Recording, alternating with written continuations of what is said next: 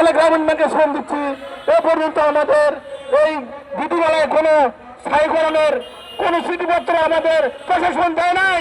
এই জন্য আমরা আজ রাস্তায় নেমেছি। আপনারা আমাদের সঙ্গে একযোগে প্রাণ খুলে মনের সঙ্গে সবাই জবাব তুলুন। আমাদের চাকরি স্থায়ীকরণ করতে হবে, করতে হবে। আমাদের চাকরি স্থায়ীকরণ করতে হবে, করতে হবে। স্থায়ীকরণ ছাড়া আমরা কোনোদিন বাসায় ফিরবো না।